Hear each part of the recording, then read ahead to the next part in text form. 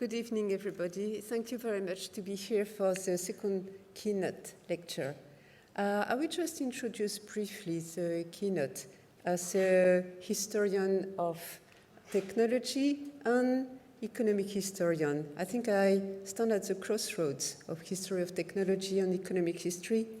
And I would say that I think that history of technology seen from Africa has something to tell to economic history. On the one hand, as Catherine Friedrich has recently shown, stands the question of the impact of colonization of the deindustrialization of Africa and more broadly, the limitations placed by the Europeans on the technical autonomy of the inhabitants. On the other hand, as Clapperton Chakanetsa-Mavunga has shown, the issue also stands in the very narrative of the historians, in their words and in their concepts. That was the target of his book in 2017. What do science, technology, and innovation mean for Africa? This should make us think about seemingly plain and evident words as innovation and even technology, so often used in economic history. Can we still use them?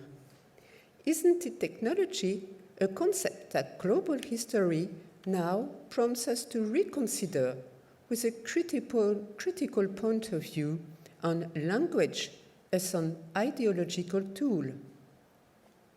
Rubin d'Avignon on African gold miners as producers of subterranean knowledge of ritual geology techniques, Chakanetsa-Mavunga on Zimbabwe Vashona hunters invite us to consider how African societies have thought and expressed the multiplicity of meaning of human activity and how techniques, as well as their words, have been confronted to the impact of colonial domination, which also was a matter of language, of meanings, and of concepts.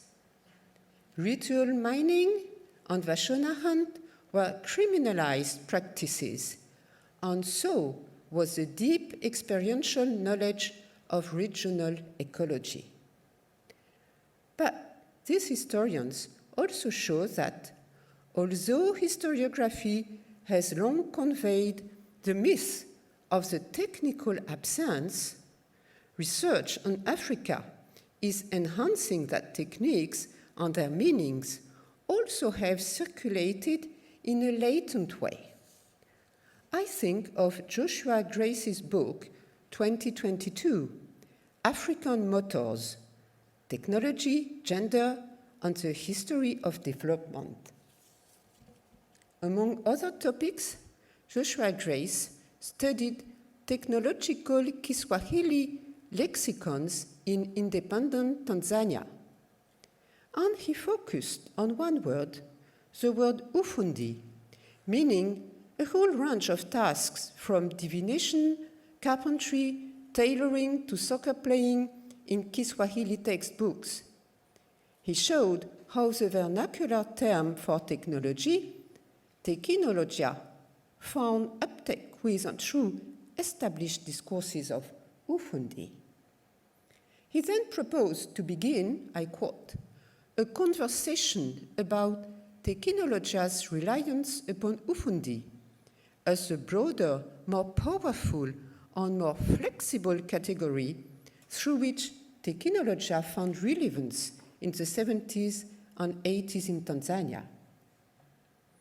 Joshua Grace's research probably answers Maxine Berg's invitation in her last book to, I quote, discover the questions, the categories, and concepts that lead to a more global history of useful knowledge.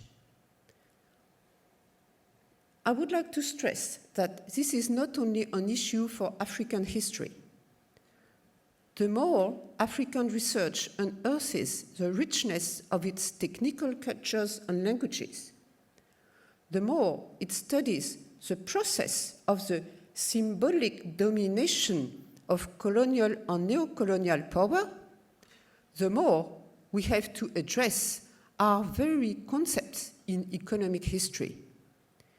It is time now to look to Africa in order to question the categories, the language, and the tools of our discipline. And that's what we are doing now, as I will give the floor to our speakers, to Professor Catherine Coquery-Vidrovich and to Professor Ibrahim Mathieu, and the session will be chaired by Professor Denis Cognot.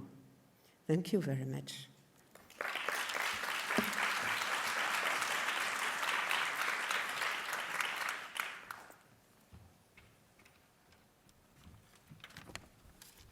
Good evening.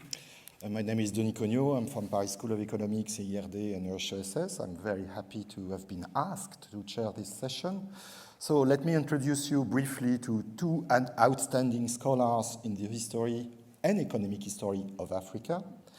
They will talk about Africa in the history of globalization.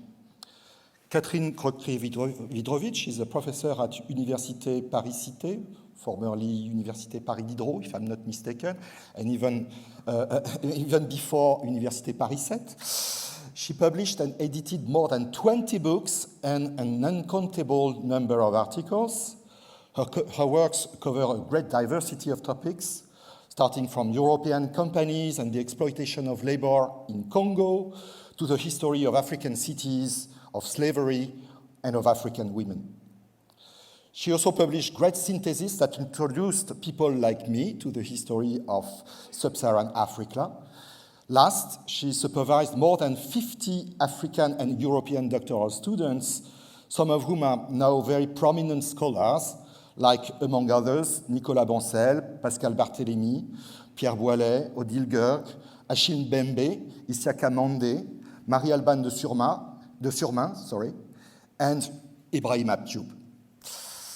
So Ibrahim Mathieu was the head of the University Cheikh Anta Diop in Dakar, Senegal. He was a visiting professor in many universities all over the world. His works also covered a large number of topics, in particular the history of slavery and of the slave trade, labor and cities under colonial rule, and the history of Pan-Africanist and Negritude leaders and movements. He's also a committed intellectual, known for his critical voice about the relations between Africa and France, or about the evolutions of African societies and of African states, as you will be able to see in his presentation. So without further ado, Catherine.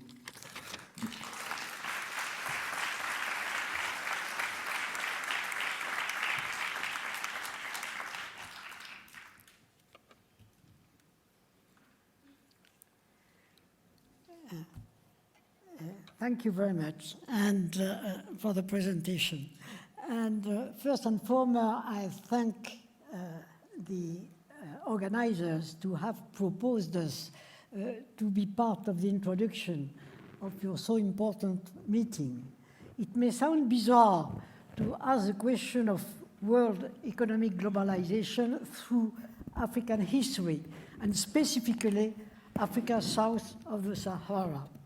Usually, the question is estimated non-significant and even useless. African economy is known usually as weak and worldly nearly to be neglected. Today, the African part within world economy is light, as much for its international trade as for its international investment. Most of international atlases are more or less silent on African resources and African networks. The African continent often appears as nearly void of international data, a kind of a white spot excluded from world realities. A typical presentation was the dependence theory proposed a generation ago by Immanuel Wallerstein, speaking of relationships between the core of the system, of the capitalist system, and its peripheries. Africa was the genuine periphery, important only because from the 15th and 16th century, European active slave traders discovered the African western coast. They just stopped there on the coast, not even penetrating the continent. They were just collecting on the coast slaves who were apparently waiting for them, arrived from nowhere, as if they had fallen from the heavens to provision the Atlantic slave trade.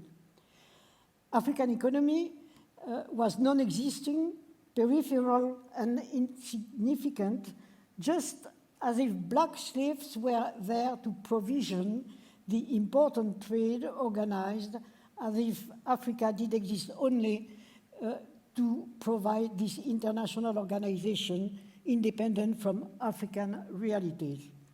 Fortunately, since then, African history enormously developed from the last 40 and 50 years.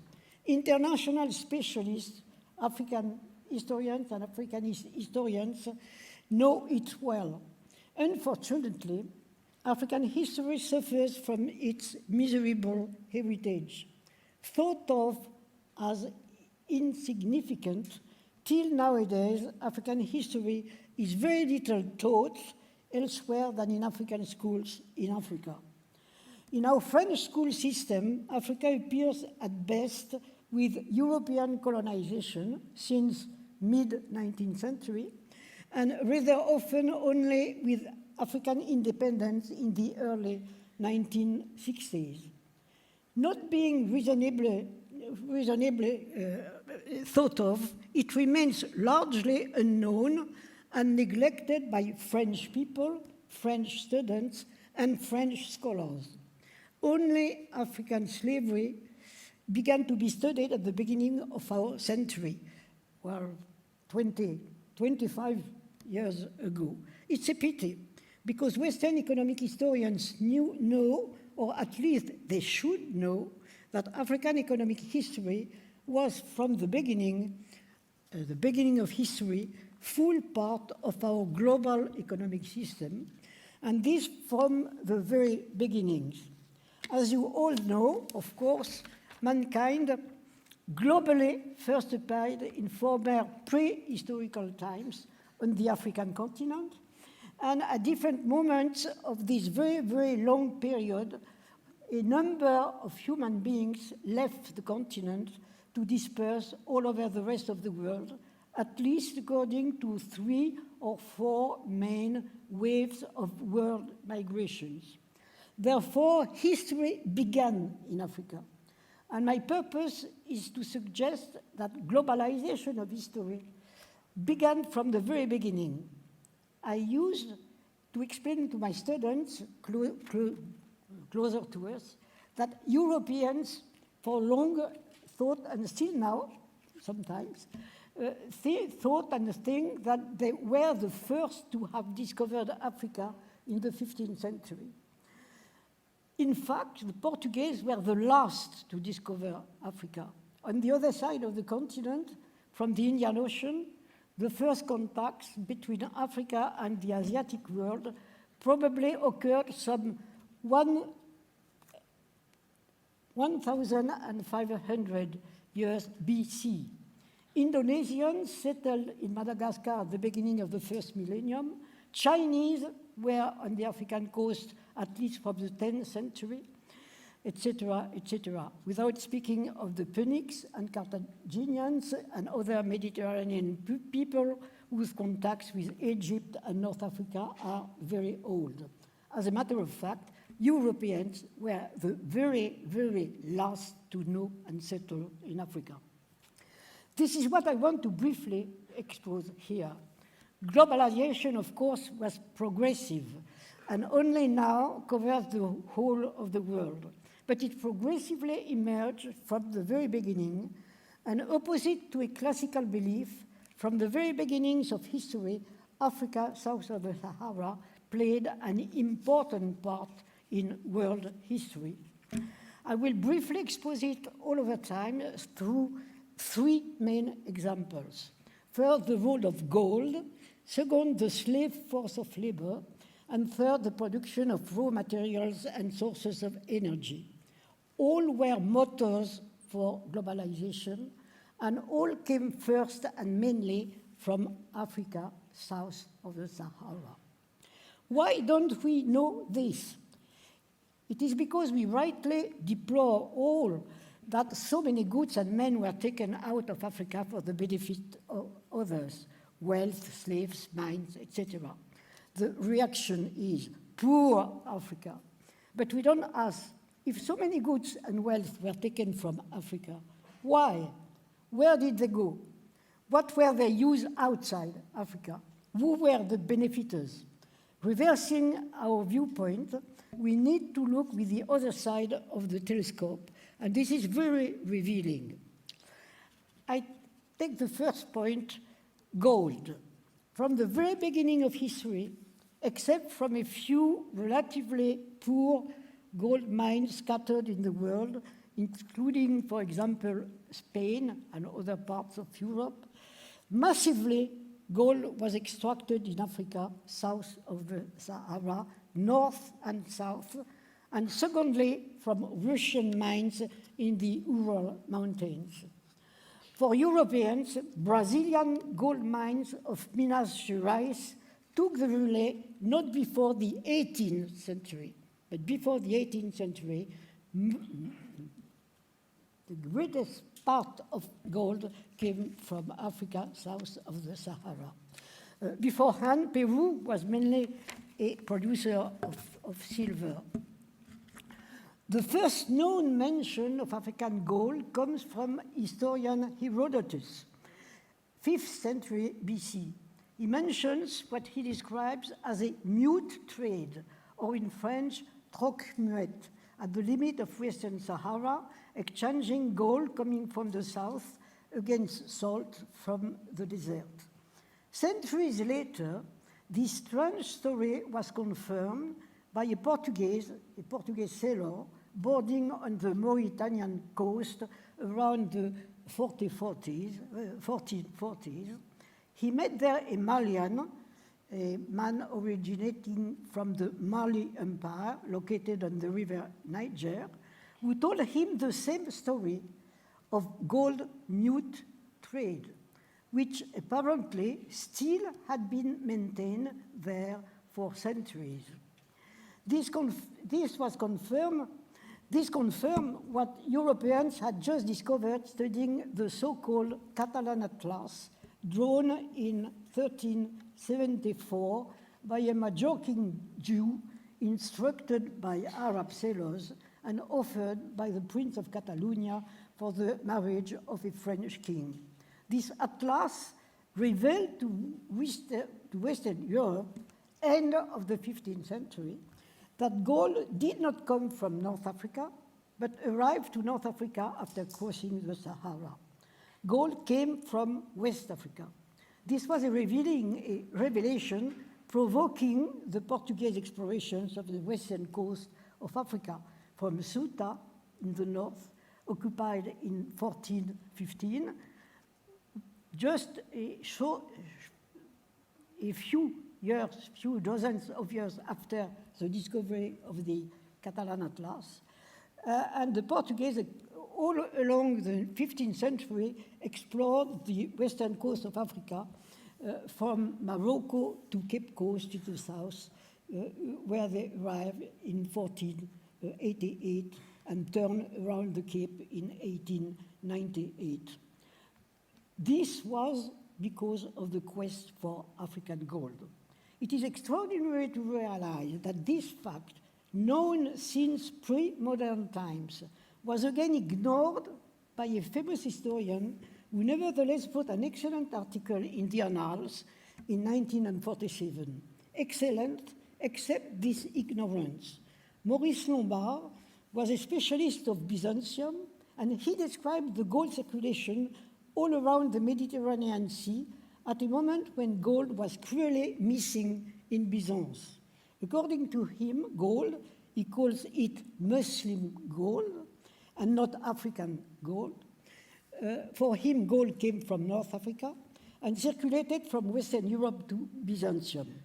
He was right, except that nowhere he questions the origins of this gold arrived in North Africa.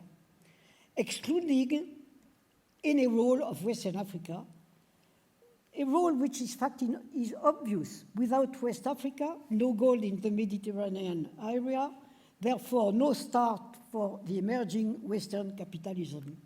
The same occurred in Southern Africa, which provided gold for the Indian Sea and the Eastern world. African gold was a major tool for economic growth at a moment when the emergence of the Ottoman Empire in Eastern Europe cut the previous sources of wealth. African gold from Western Africa was as important for Western growth as African gold from Zimbabwe and South Africa was important for West Indian economies at the same time.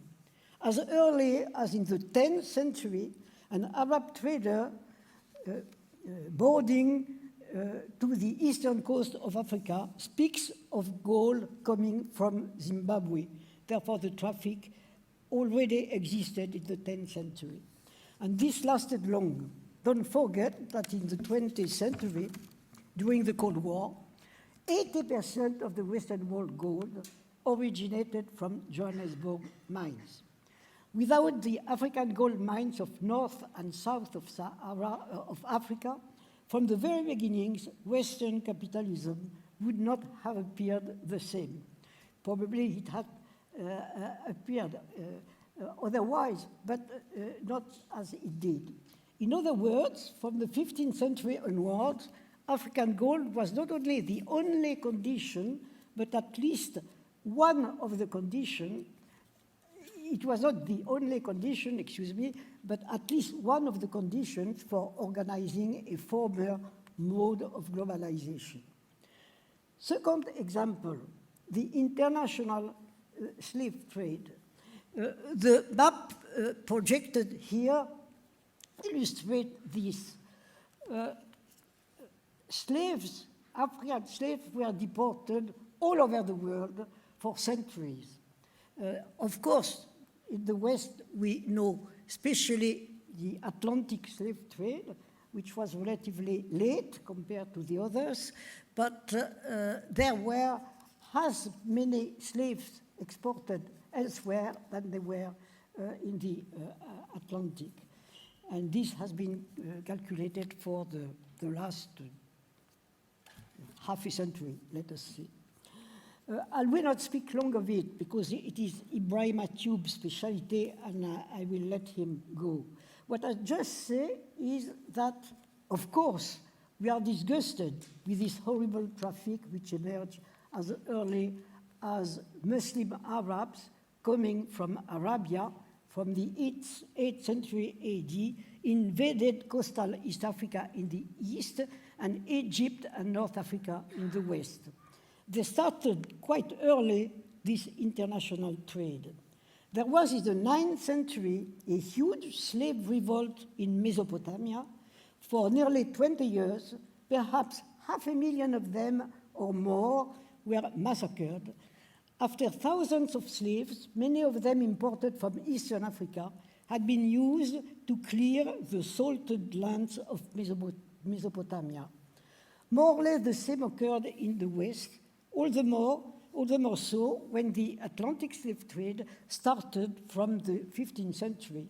Nearly 13 million of African slaves were deported to the American plantations. That means that for 10 centuries, a total amount of at least 25 or 30 million of African slave workers were sold outside Africa. This was a formidable labor force for world economies all over the world, and not only in the Americas.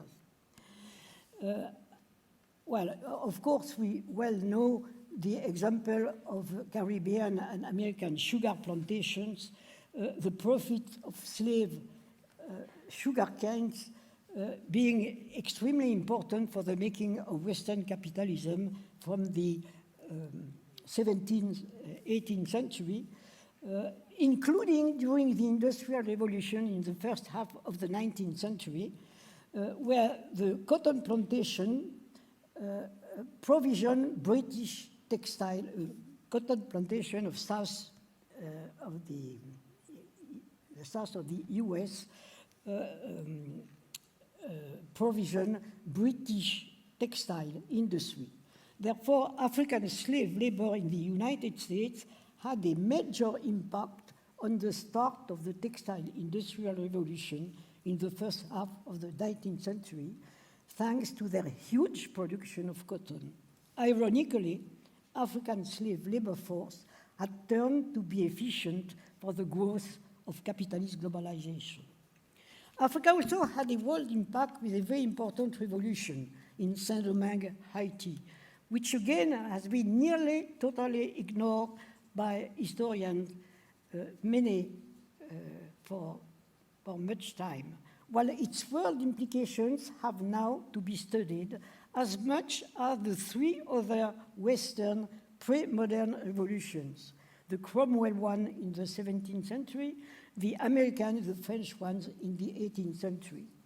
The impact of the Haitian Revolution is fundamental to help understand the global, so difficult decrease of slave trades and of slavery in the West from 1807 to 1888, end of slavery in Brazil. The third stage is the final start of capitalism, which began with the Industrial Revolution at the end of the 18th century in England. Once more, specialists have focused on Britain, then France, and very little on Africa. The truth is that African productions were as determinant for the Industrial Revolution as English coal and steel industries, because industrial machines need to be maintained and oiled to function. Tropical vegetable oilseeds were necessary, especially palm oil and peanut oil. They came from tropical areas. They were imported from India and more from tropical Africa, Western Africa, and Eastern Africa. They were produced by hundreds and thousands of African peasants. Many of them were previous slaves who could no longer be sold outside because of the forbidding of the international Atlantic slave trading. This was, all along the 19th century, a perverse consequence of this decision. Slave trade routes had extremely developed all over Africa, inside Africa, but now slaves remained unsold outside. Their local African masters adapted to the new trends of international trade. They used their slaves to produce the raw materials now necessary for the Western industrial evolution. Thence, a double internal consequence of this new globalization. First, ironically, the more slave labor decreased in European colonies, the more slave labor increased inside Africa. Because of the Industrial Revolution, there were probably inside Africa 10 times more slaves at the end of the 19th century than there were 1 century before. This was one of the reasons why colonizers at the end of the 19th century used this pretext to justify their colonial conquest, to suppress African slavery that they had provoked in the previous centuries. Second result, African powers and societies became more and more involved in this globalization process. Export of raw materials and goods from Africa to Europe enormously increased as early as the first half of the 19th century and still more toward the end of the century. The rest of the story is well known. European businessmen were more and more involved in African affairs. They began to enter inside the continent, and more interested in competing the one with and against the others, they began to colonize. Then another story began, colonial imperialism, at least from the 1880s onwards. Ironically again, colonialism in the first half of the 20th century was not a climax for African globalization. On the contrary, colonial empires often European colonial empires often tried to close their privileges rather than sharing them with other colonial powers. There was a kind of private repartition of lands and goods. African role declined. Globalization, nevertheless, knew a new start with African independences from the mid-20th century. Competition had been very important during World War II, where the core of Africa was a major battlefield, often forgotten, but very important indeed. This part again flourished during the Cold War. The role of Africa during this period was often underestimated by historians and politicians.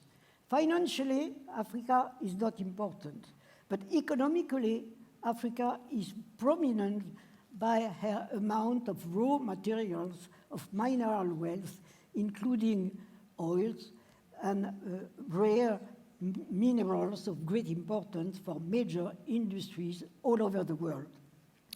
At last, strategically and diplomatically, Africa is definitely located at the core of globalization. Localized between the East and the West, just at the middle during the Cold War, Africa was the location where East and West were directly facing each other without any kind of wall impeding any contact. On the contrary, think, for example, of Zambia, former North Rhodesia, independent since 1964. Zambia, in the core of Central Africa, has frontiers with at least 5 neighbors. I even believe that there were 6 neighbors. I did not verify. It is not difficult to do. Either from the east or from the west. Zambia has as many contacts with the so-called former Marxist-Leninist African republics, such as where Mozambique, Angola, Tanzania, Ethiopia, etc., as with African states connected to the west, the more important being South Africa and Belgium, Congo, and the Mobutu regime. African states are as many voices voting at the United Nations organization. Their game is military, diplomatic, and for this reason, obviously economic. In short, please, now and forever, don't forget Africa, globalization. I will let now the floor to my colleague and friend, Ibrahima, who in his turn will develop this idea. And Africa, and particularly Africa south of the Sahara, was, from the beginning of history, as important, not more important than the others, but as much important as the others, other continents, to explain the globalization of the world. Thank you.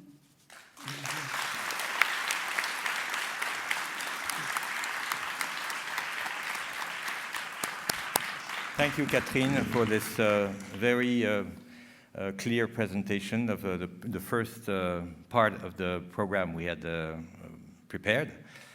We have a little problem with the connections with Africa, and our colleague Ibrahima Tube is not able to be connected with us. It's a problem on his side. I thank the technical team for all they did to try to solve the problem. So there's two ways of getting out of this situation.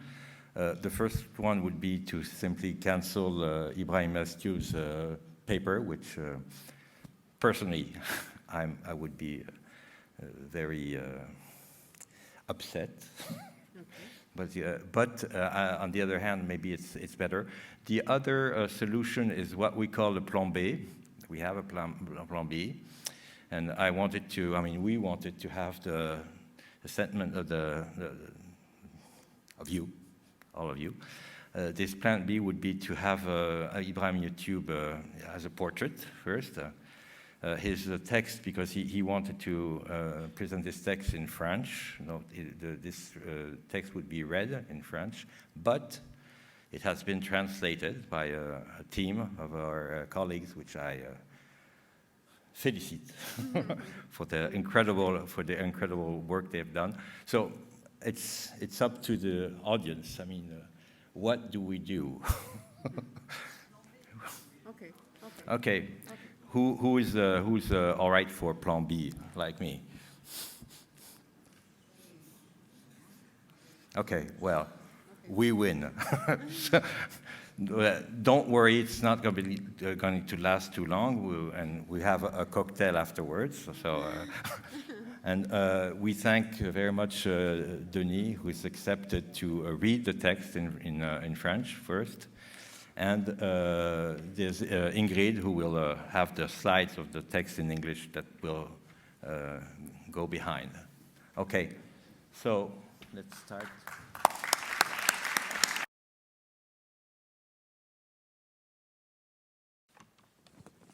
Well, oui, the mouse, oui. Well, it's a pity that Ibrahim Atioub is not here because he is a splendid speaker, and you are a very good speaker, of course. But the original is extremely important also and convincing. And really, I hope that our short development will help our global audience to convince our colleagues that African economic history played, like others, a prominent role in the history of world globalization. Therefore, please, now and forever, don't do as if Africa was not of your part of your universal knowledge. This has been, I should say, the main purpose of my teaching for 40 years and of Brahima teaching for a little less because he's younger. I think we have been a little successful, and the proof is that we can speak here to an international conference of economic history, which was not conceivable, I should say, 20 years ago. It is very important because we have to give African history the same part as what it played like the others, not more, but not less. This has been underestimated. The question is that why? And we still come to the mode of thinking of Africa, which began in Europe, especially in Europe, with the beginning of the slave trade. From the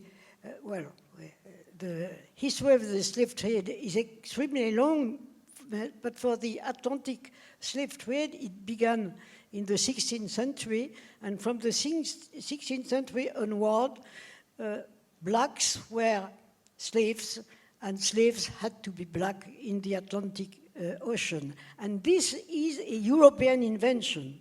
It was not the case for Islam. Of course, there were many black slaves in Africa because these slaves were in Africa, and Northern Africa raided and took slaves in Southern Africa. But in the rest of the Muslim Arab empires, slaves were of any kind of color. And Kiev, which we speak of so much just now, was a huge market of slaves, intermediary between the north, providing slaves, and the Ottoman Empire and Constantinople, etc., to send the slaves. Therefore, slavery has been, and the slave trade has been a universal activity, but for Africa, south of the Sahara, unfortunately, it became the only activity for 2 or 3 centuries at least, and with the idea that slaves, black were made to be slaves, and slaves were necessarily black, therefore blacks were inferior, therefore the history of anti-black racism comes from this history and still remains in many minds, and unfortunately in also the universe of many historians too, which who inherited from several centuries of despise for what has not to be despised, because it is a history exactly like the other histories, with as many things, as many conquests, as many empires, and this from the beginning of history, and beginning of history not being the 1900s, but being, well, let us say, don't exaggerate for Africa south of the Sahara, but we very well know the history of South African, Africa south of the Sahara since the 7th, 8th century AD till now. We know enormously many things, many battles, many empires, many competitions, many diplomatic adventures, etc., exactly like for the other histories. And this is unfortunately still ignored by most of Western people in general. And I should say, unfortunately, for many historians also. Thank you very much.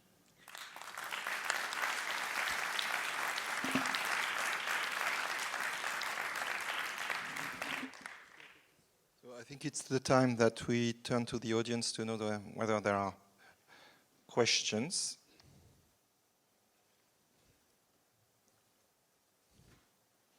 I'm looking for hand being raised.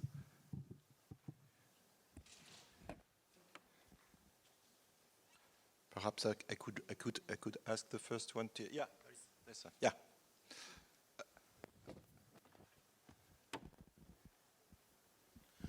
So, taking into account you introduce yourself. Sorry. My name is Cal. I'm from Stellenbosch University. Hello, everyone. So, taking into account the plenary and what you just said, I'm very interested to find out if you look at, so Johan Fourie also wrote an article about who writes African economic history, and mostly it's still Europeans. In your opinion, and this is a question I've asked before, and it's not an easy question, how do you get Africans to write African economic history and take back the agency in telling their own story? Because I feel like everyone else is telling our story, but we're not taking part in this debate. So that's always a tough question to answer. So do you feel like Europeans have a role to play in getting that facilitation of Africans writing African economic history going? Thank you.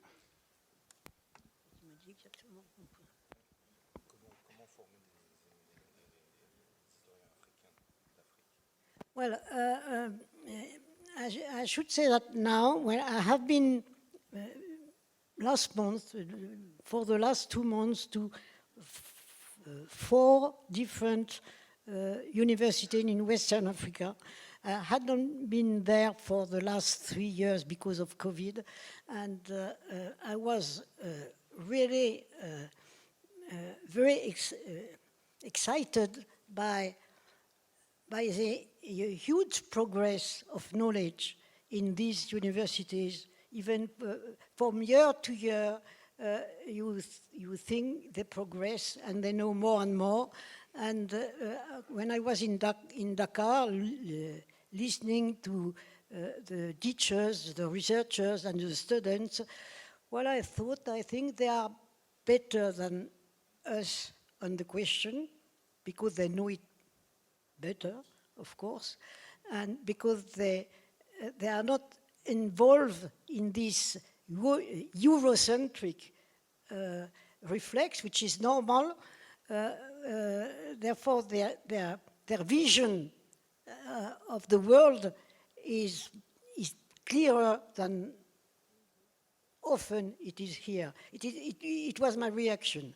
Well, I was with very good scholars, with very good students, of course, and we cannot generalize, but I had the same impression in the 4 countries where I went recently, and the fact is that in France or in Europe in general, we are very, very badly informed of what is really existing in Africa today. Of course, there are a lot of poor, of course, there is a lot of chantetans, etc., etc., poverty, etc., but there is a growth of, I should say, the modern middle class,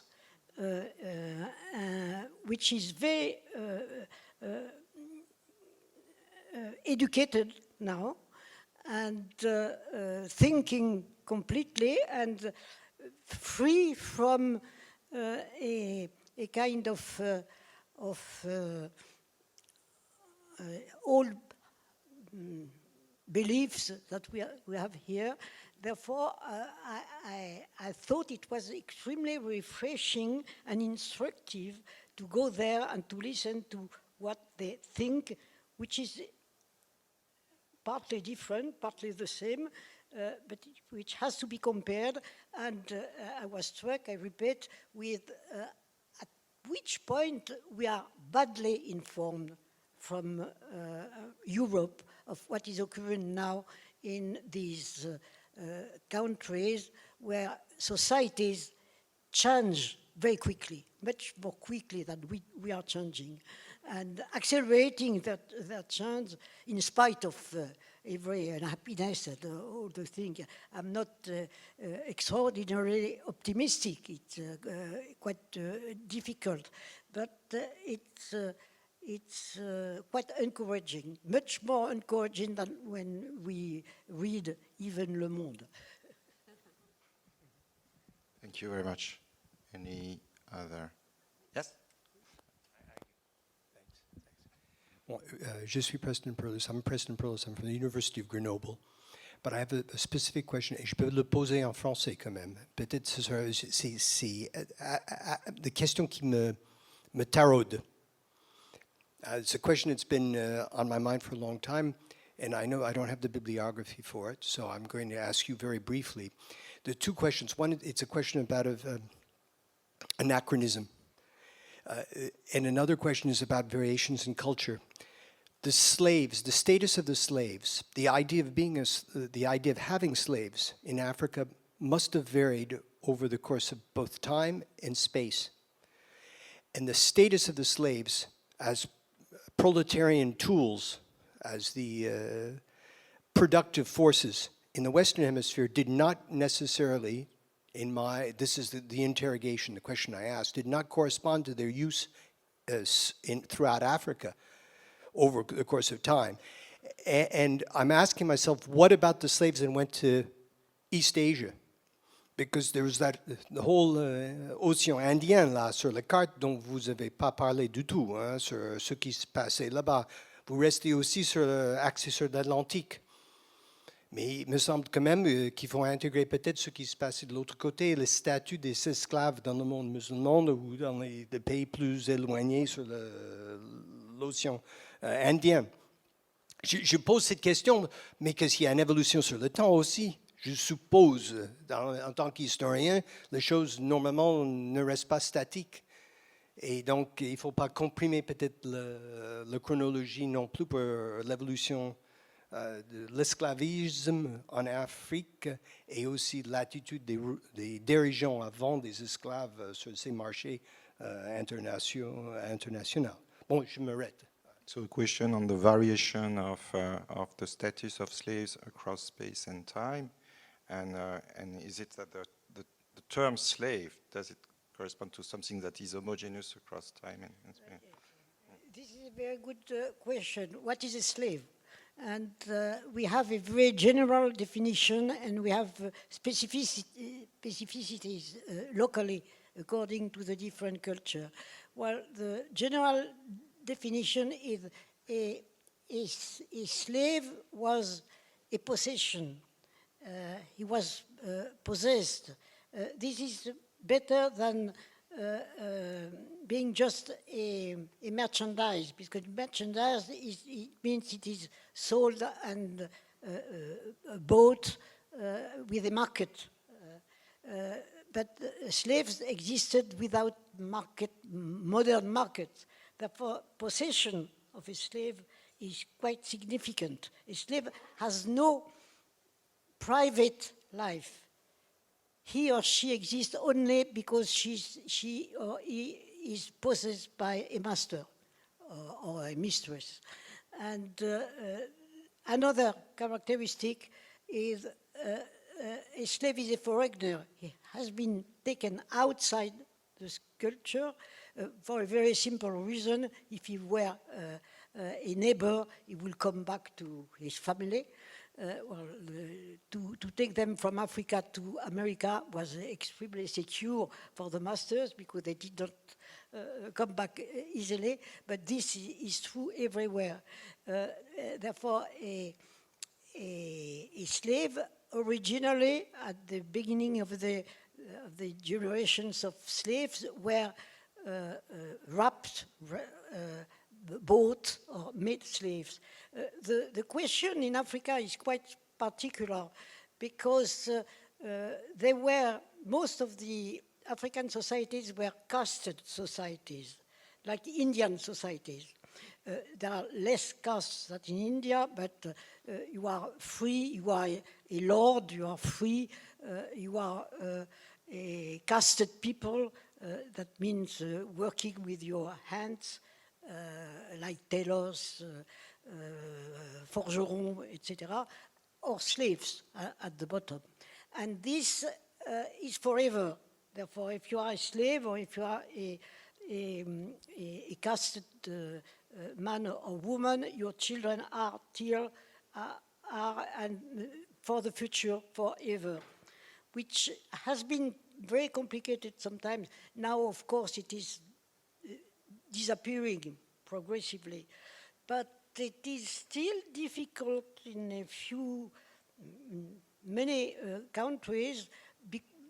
For example, to become president of a republic if you are from a slave origin, because it is not thinkable that a slave may be at the power. That played a role at the beginning of independence. Now, of course, all this is disappearing, but it still exists in part of the society. That is the reason why slavery still exists in many areas because of that, because you are from a slave family forever. You are from a noble family forever, etc., etc. And of course, with modernity, this is disappearing progressively. And in Mali, for example, where there is many slaves, people struggle. There are associations against slavery extremely combative. This is not admitted by everybody, and there is a lot of struggles on these questions. But in Mauritania, we always have the question of Mauritania. Within the last 20 years, there were 3 times a law forbidding slavery. That means that 3 times you had every 10 years you have to remind that slavery is forbidden, because slavery is still applied, etc., etc. This is only changing very quickly, but this is not completely realized everywhere, if I may. Other question? Yeah.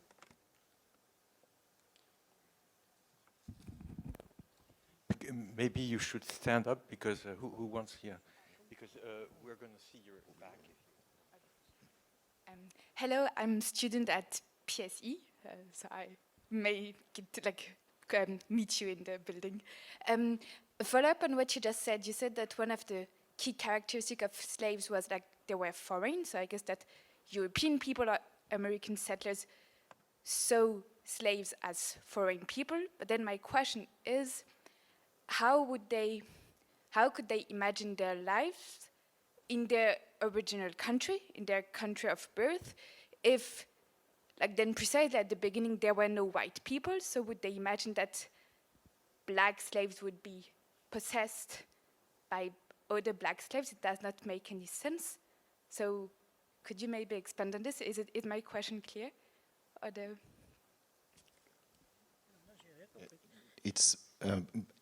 you're talking of black slaves being owned by. So just the very idea of if European people saw slaves as foreign, like people, as a matter of fact, it meant they were born, maybe they lived part of their life in another country, in a country in Africa, where initially only black people would live. So if the hypothesis is that all black people are slaves, then it seems to me that there is like a problem in the reasoning, because then at some point the slave was not the possession of anyone. How could the Americans? The question of color is the question when the majority of the population is white. In the United States, slaves were black, and they were, at the time, they were the minority, and the majority were white. I had students in the US. I taught sometimes in the US in a university, and colored students asked me, how is the color bar in Africa? And I told them there is no color bar. Everybody is black, or nearly everybody black. Therefore, racism in Africa is not the color bar. Racism is if the children are, I know that I have a friend, Ivoirian, who married a Martiniquaise, and the children were ostracized because they were from Martinique, but they were as black as the others. It's not a question of color. It's very difficult to explain to an American that there are other racism that the color, the color, and it's a question of culture. And in all times, and this is true for Islam, for example, but it was true in the ancient time too. The slave is the one who had not the culture of the master. That was true in Greece. Aristotle explained that barbarous people, they were worth nothing because they had not the Greek culture, and therefore they might be slaves. For the Islam, it was the same. You can enslave somebody who is not Muslim. This is a question of culture. It is not a question of color. The question of color for Islam appeared only in West Africa because there was an addition between the religion and the color. And that makes the anti-black racism in West Africa specific because of this confusion. But there is a lot of racism other than the color, and the color was not important to be a slave in Africa because everybody was black, but they had not the same social status. They were not from the same caste. It's really a casted society.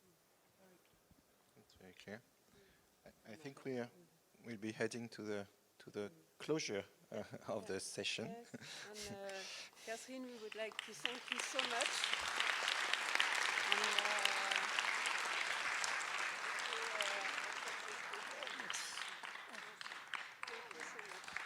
This is a present.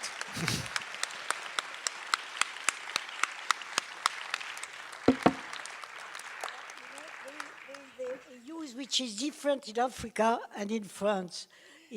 I always forget which is the right one in Africa or in France.